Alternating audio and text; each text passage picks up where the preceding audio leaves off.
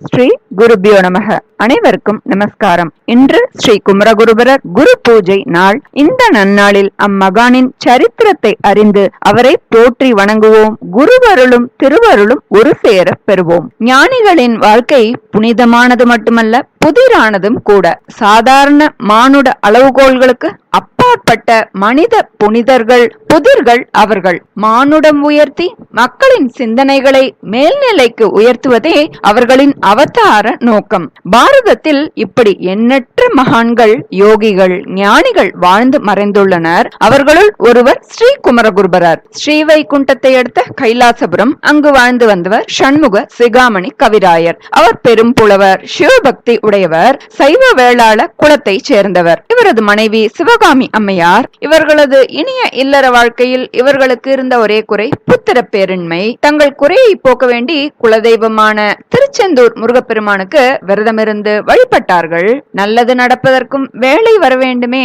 அந்த வேளையும் வந்தது. சிவகாமி அம்மையும் கருவுற்றார். அழகான ஆண் குழந்தையும் பிறந்தது. ஆனால் பிறந்த குழந்தை அழவே இல்லை. நாளடைவில் சரியாகிவிடும் என்று பெற்றோர் நினைத்தனர். குழந்தைக்கு முருகப்பெருமானின் பெயரான குமரன் என்ற பெயரையே சூட்டி மகிழ்ந்தார்கள். குழந்தை வளர்ந்தது, சிரித்தது, கை கால் அசைத்தது, உதைத்தும் விளையாடியது. ஆனால் பேச்சு மட்டும் வரவே இல்லை.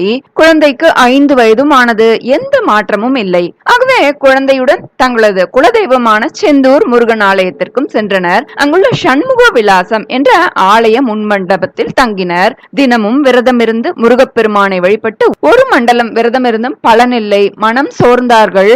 நாளை காலை குழந்தை பேசாவிட்டால் கடலுள் பாய்ந்து எங்களது வாழ்க்கையை முடித்துக் கொள்ள வேண்டியதான் என்று நினைத்து அவர்கள் உறங்க சென்றார்கள். ஆனால் குழந்தை குமரனுக்கோ உறக்கம் வரவில்லை. அங்கும் இங்கும் ஓடினான். அப்போது அங்கு ஒரு பேரொளி தோன்றியது.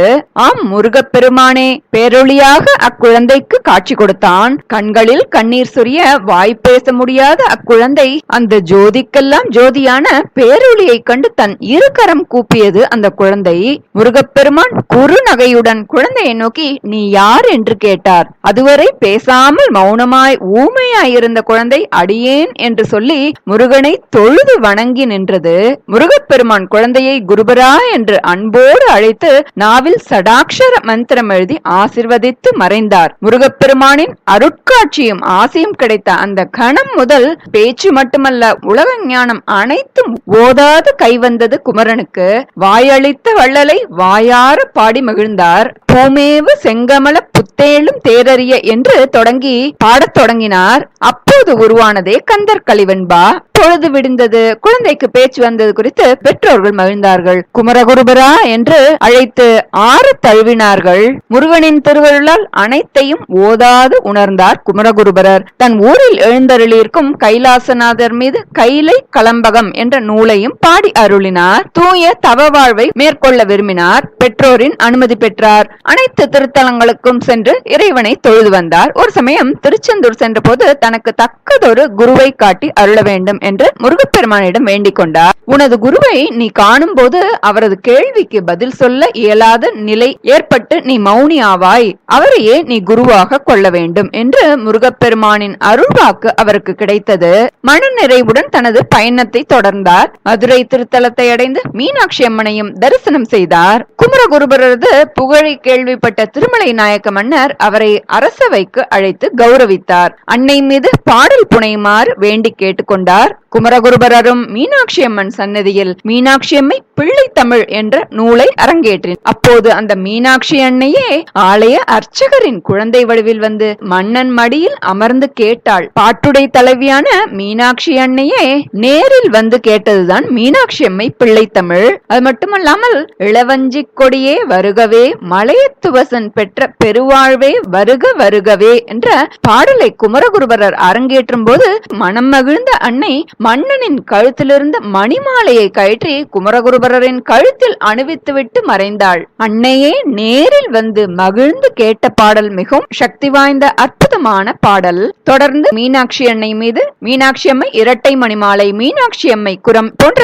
பல நூல்களை இயற்றினார் குமரகுருபரர். மன்னனின் வேண்டுகோளுக்கிணங்கி அரசனுக்கும் மக்களுக்கும் எது நீதி என்பதை போதிக்கும் வகையில் நீதி நெறி விளக்கம் என்ற நூலையும் இயற்றி அருளினார். அம்மையை பாடியவரை அப்பனையும் பாடும்படி மன்னர் வேண்டினார். அதனால் மதுரை கலம்பகம் யாகம் என்ற பாடலையும் இயற்றினார். பின் திருச்சிராப்பள்ளியை அடைந்தார். சமயவாதிகள் பலரது வேண்டுகோளுக்கிணங்க பிள்ளை பெருமாள் ஐயங்காருடன் சமயவாதம் நிகழ்த்தி அதிலும் வென்றார். இவ்வாறு பல தலங்களை தரிசித்துவிட்டு தர்மபுரத்திற்கு சென்றார். அந்த தலத்தின் ஆதீன கர்த்தர் மாசிலாமணி தேசிகரால் வரவேற்கப்பட்டார். ஆதீன கர்த்தரும் இவரிடம் பல கேள்விகளை எழுப்பினார். குமரகுருபரரும் அதற்கு தகுந்த விடைகளை அளித்து அவரை மகிழ்வித்தார். இறுதியில் தேசிகர் 5 பேரறிவும் கண்களே கொள்ள அளப்பெரும் கரணங்கள் 4 என்று தொடங்கும் பெரிய புராண பாடலை கூறி அதன் பொருளை விளக்குமாறு கேட்டுக்கொண்டார். திகைத்து போனார் குமரகுருபரர். பதில் கூற முடியாமல் மௌனியானார். உனது குருவை நீ காணும் போது உன்னால் அவரது கேள்விக்கு பதில் சொல்ல இயலாத நிலை ஏற்பட்டு நீ மௌனியாவாய் என்ற முருகப்பெருமானின் வாக்கும் அவருக்கு நினைவுக்கு வந்தது. மாசிலாமணி தேசிகரையே தனது குருவாக ஏற்று அவரை வணங்கி தன்னை சீடனாக ஏற்றுக்கொள்ளும்படி வேண்டிக் கொண்டார். ஆதீனகர்த்தரும் இவரை சிதம்பரத்துக்கு சென்று அம்பலவாணரை தரிசித்து வரும்படி அனுப்பி வைத்தார்.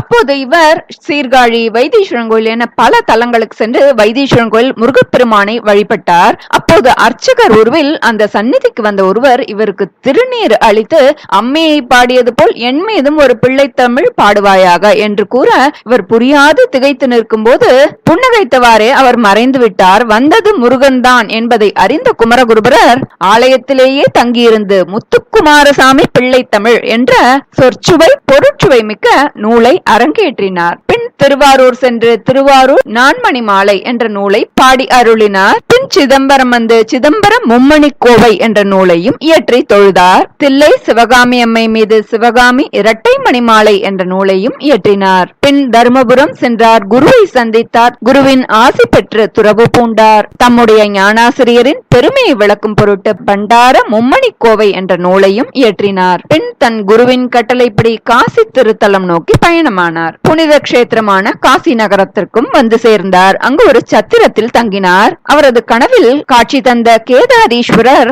தாம் பல இடிபாடுகளுக்கிடையே புதைந்திருப்பதை தெரிவித்து அந்த இடத்தையும் காட்டி அருளினார். தன் அடியவர்களுடன் தேடி சென்று அந்த இடத்தையும் கண்டார். அதை சீர் செய்வதற்கான வழிமுறைகளிலும் இறங்கினார். அப்போது காசியில் ஹிந்துஸ்தானி மொழி ஆதிக்கம் செலுத்தியது.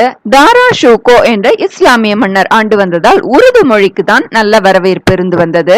தமிழ் மட்டுமே அறிந்திருந்த குமரகுருபரர் மன்னரின் உதவியை பெற்று காசியில் திருமணம் அமைக்க எண்ணினார். அதற்காக மன்னனை சந்திக்க அரண்மனைக்கும் சென்றார். ஆனால் குமரகுருபரரின் பெருமையை அறியாத மன்னன் அவரது எளிய தோற்றத்தை கண்டு அவரை உதாசீனம் செய்தான். அமர்வதற்கு ஆசனமும் கொடுக்கவில்லை. குமரகுருபரர் தனது வேண்டுகோளை முன்வைத்த போது மிக அலட்சியமாக, நீங்கள் சொல்வது எனக்கு புரியவில்லை. என் மொழியில் பேசினால்தான் நான் உங்களுக்கு பதில் கூற முடியும். அதுவும் நான் மதிக்கத்தக்க வகையில் நீங்கள் வந்தால் நான் உங்களுடன் உரையாடுவேன் என்று ஆணவத்துடன் பதிலளித்தான். மறுநாள் வருவதாக கூறிவிட்டு கிளம்பினார் குமரகுருபரர். அவரை அவமானப்படுத்தி விட்டதாக எண்ணி மகிழ்ந்தது மன்னனுடன் இருந்த கூட்டம்.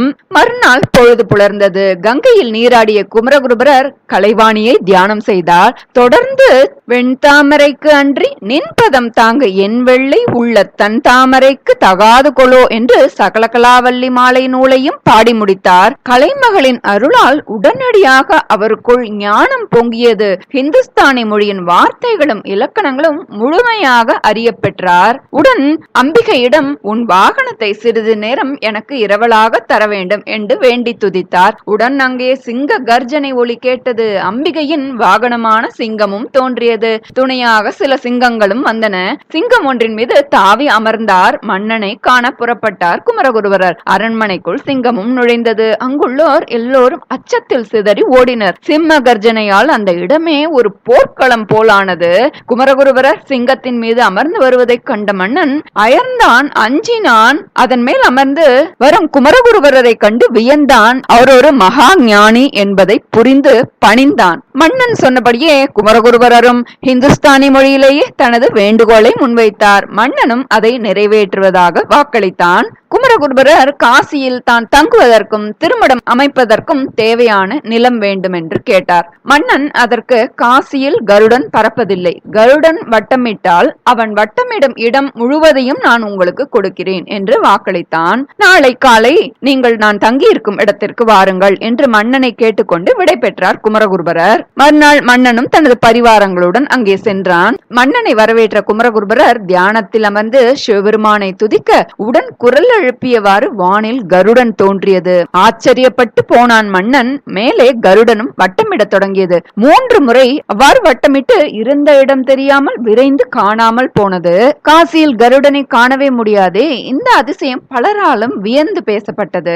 மன்னனும் தான் கொடுத்த வாக்கை நிறைவேற்றி அந்த நிலப்பகுதியை குமரகுருபரருக்கு அளித்தான். அந்த இடம்தான் கேதார்காட் பகுதியில் இருக்கும் காசி குமாரசுவாமி மடம். தனது திருமடத்தில் நாள்தோறும் ஹிந்துஸ்தானி மொழியிலும் தமிழிலும் சொற்பொழிவாற்றி தமிழிற்கும் சமயத்திற்கும் சேவை புரிந்து வந்தார் குமரகுருபரர். கம்பராமாயணம் குறித்து அவர் ஆற்றிய சொற்பொழிவுகளை துளசிதாச தினமும் வந்து கேட்டதாகவும் நம்பப்படுகிறது.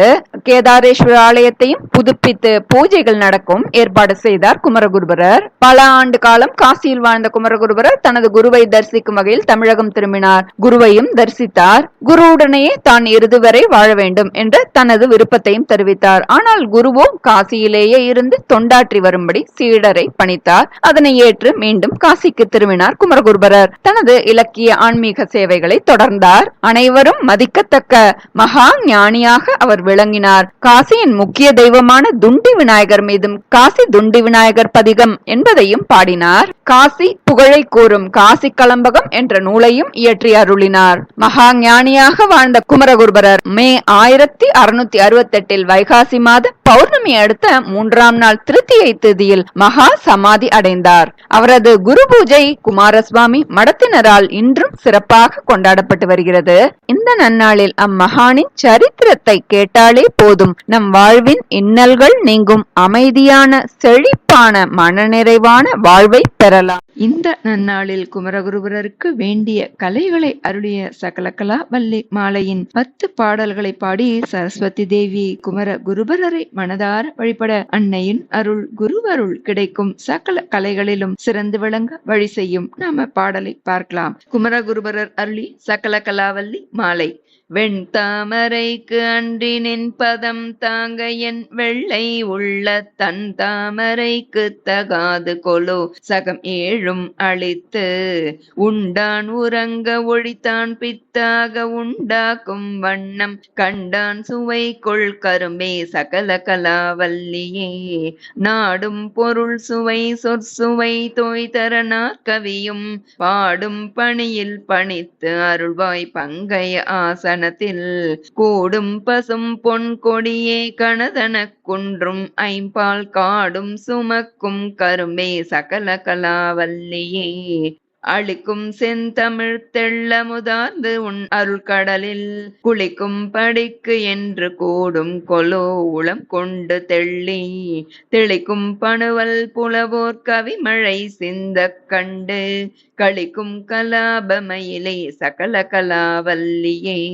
தூக்கும் பணுவல் துறை தோய்ந்த கல்வியும் சொல் சுவை தோய் வாக்கும் பெருக பணித்து அருள்வாய் வடநூர் கடலும் தேக்கும் செந்தமிழ் செல்வமும் தொண்டர் சென்னாவில் நின்று காக்கும் கருணை கடலே சகல கலாவல்லியே பஞ்சபீதம் தரு செய்ய பொன் பாத பங்கேருகம் என் நெஞ்ச தடத்து அலராதது என்னே நெடுந்தாள் கமலத்து அஞ்சத்துவசம் உயர்த்தோர் சென்னாவும் அகமும் வெள்ளை கஞ்சத்தவிசு ஒத்து இருந்தாய் சகல கலாவல்லியே பண்ணும் பரதமும் கல்வியும் தீஞ்சொல் பணுவலும் யான் எண்ணும் பொழுது எளிது எய்த நல்காய் எழுதா மறையும் விண்ணும் புவியும் புனலும் கனலும் வெங்காலும் அன்பர் கண்ணும் கருத்தும் நிறைந்தாய் சகல கலாவல்லியே பாட்டும் பொருளும் பொருளால் பொருந்தும் பயனும் என்பால் கூட்டும் படினின் கடைக்கண் நல்காய் உளம் கொண்டு தொண்டர் தீட்டும் கலை தமிழ் தீம்பால் அமுதம் தெளிக்கும் வண்ணம் காட்டும் வெள்ளோதிம பேடை சகல கலாவல்லியே சொல்விற்பனமும் அவதானமும் கவி சொல்ல வல்ல நல்வித்தையும் தந்தடிமை கொள்வாய் நளின ஆசனம் சேர் செல்விக்கரிது என்றொரு காலமும் சிதையாமை நல்கும் கல்வி பெரும் செல்வப் பேரே சகல கலாவல்லியே.